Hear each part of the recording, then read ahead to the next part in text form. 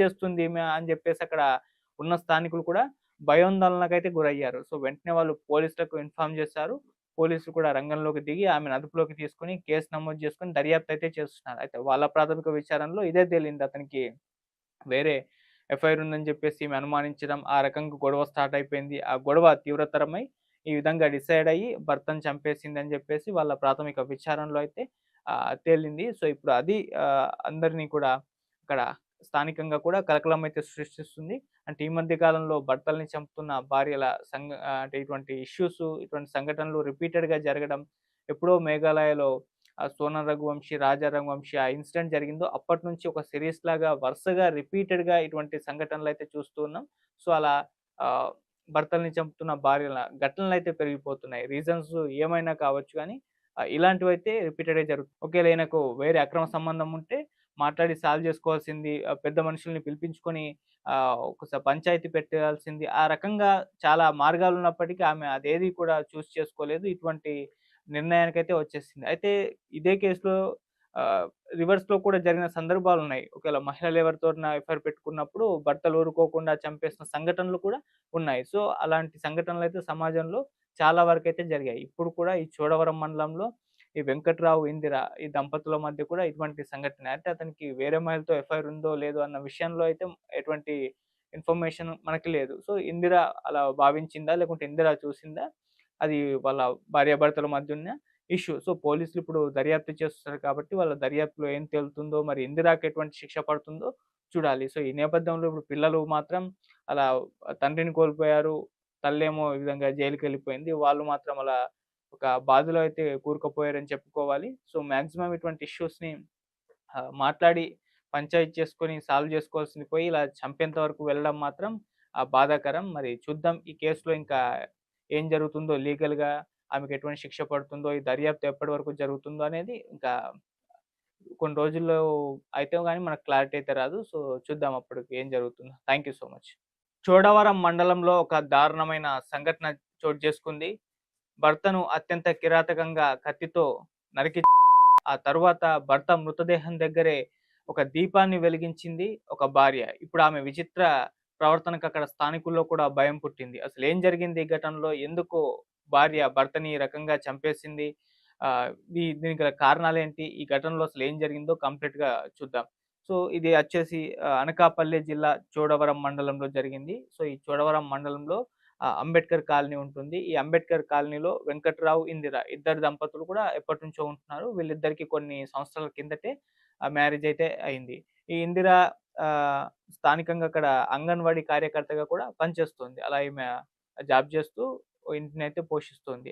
అయితే వీళ్ళిద్దరికీ గత కొన్ని రోజుల నుంచి కూడా గొడవలు స్టార్ట్ అయ్యాయి. ఎందుకు గొడవలు స్టార్ట్ అయ్యాయని చూస్తే ఈ వెంకట్రావు అనే వ్యక్తికి వేరే మహిళతో ఎఫ్ఐఆర్ ఉంది. అక్రమ సంబంధం పెట్టుకున్నాడని జెప్పేసి భార్య ఇందిరాకి డౌటొచ్చింది. సో, అది గొడవలకైతే దారితీసింది. సో, వెంటనే భర్తను నిలదీసింది. ఇలా వేరే మహిళతో మీరు ఎఫ్ఐఆర్ పెట్టుకున్నారు. అది ఇది అని జెప్పేసి గొడవ స్టార్ట్ అయిపోయింది. సో, అలా ఇద్దరి మధ్య ఈ ఇష్యూకు సంబంధించి తరచుగా అయితే గొడవలు గొడవలు నడుస్తూనే ఉన్నాయి. గత కొంతకాలం నుంచి కూడా అలాగే కంటిన్యూ అవుతుందని తెలుస్తుంది. అయితే భర్త ప్రవర్తనతో ఇందిర విసిగెత్తిపోయింది. ఇక భర్త మారడు అని జెప్పేసి ఈ రకంగానే వ్యవహరిస్తాడని జెప్పేసి ఆమె ఫిక్స్ అయిపోయి ఏం డిసైడ్ అయిందంటే ఇక భర్తను లేకుండా చేయాలి, చంపేయాలి అని జెప్పేసి ఆమె ఇందిర డిసైడ్ అయిపోయింది.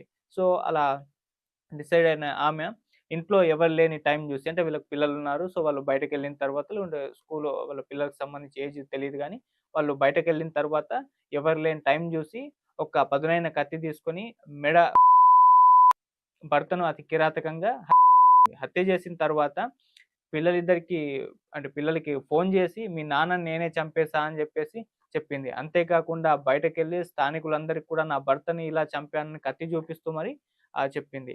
ఇలా చంపేసిన తర్వాత ఆ భర్త మృతదేహం దగ్గర ఒక దీపాన్ని వెలిగించింది.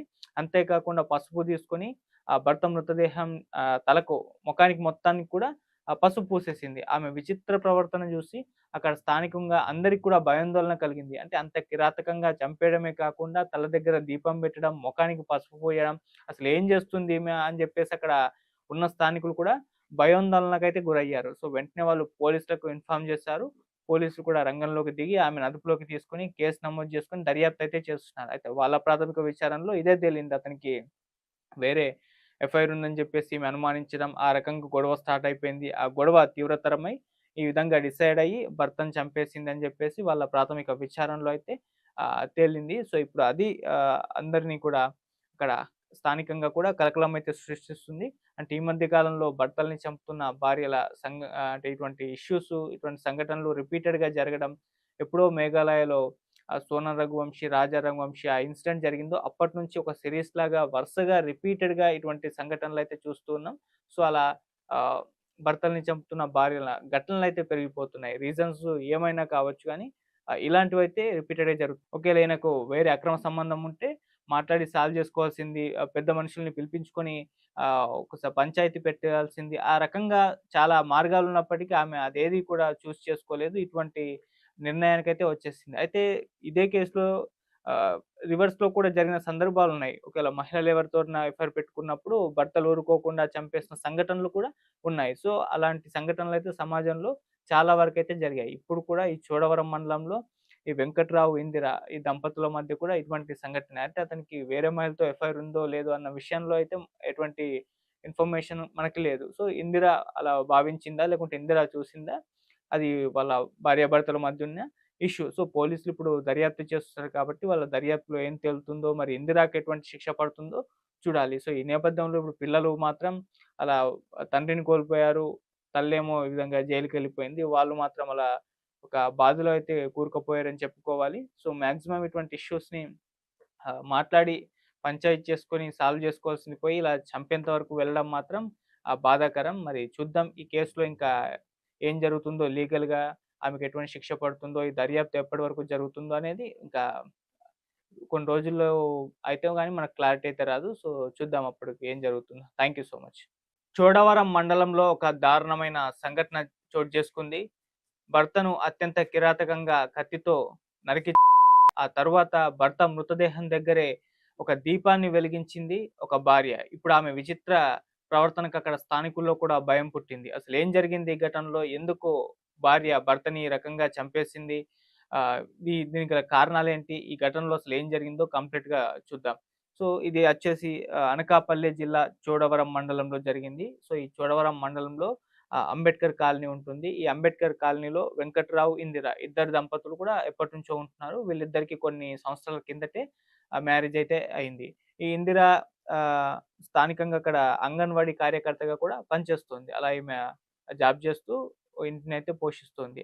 అయితే వీళ్ళిద్దరికీ గత కొన్ని రోజుల నుంచి కూడా గొడవలు స్టార్ట్ అయ్యాయి. ఎందుకు గొడవలు స్టార్ట్ అయ్యాయని చూస్తే ఈ వెంకట్రావు అనే వ్యక్తికి వేరే మహిళతో ఎఫ్ఐఆర్ ఉంది. అక్రమ సంబంధం పెట్టుకున్నాడని జెప్పేసి భార్య ఇందిరాకి డౌటొచ్చింది. సో, అది గొడవలకైతే దారితీసింది. సో, వెంటనే భర్తను నిలదీసింది. ఇలా వేరే మహిళతో మీరు ఎఫ్ఐఆర్ పెట్టుకున్నారు. అది ఇది అని జెప్పేసి గొడవ స్టార్ట్ అయిపోయింది. సో, అలా ఇద్దరి మధ్య ఈ ఇష్యూకు సంబంధించి తరచుగా అయితే గొడవలు నడుస్తూనే ఉన్నాయి. గత కొంతకాలం నుంచి కూడా అలాగే కంటిన్యూ అవుతుందని తెలుస్తుంది. అయితే భర్త ప్రవర్తనతో ఇందిర విసిగెత్తిపోయింది. ఇక భర్త మారడు అని జెప్పేసి ఈ రకంగానే వ్యవహరిస్తాడని జెప్పేసి ఆమె ఫిక్స్ అయిపోయి ఏం డిసైడ్ అయ్యిందంటే ఇక భర్తను లేకుండా చేయాలి, చంపేయాలి అని జెప్పేసి ఆమె ఇందిర డిసైడ్ అయిపోయింది.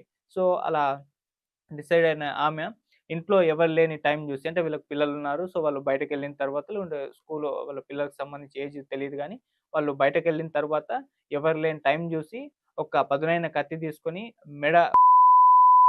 భర్తను అతి కిరాతకంగా హత్య చేసిన తర్వాత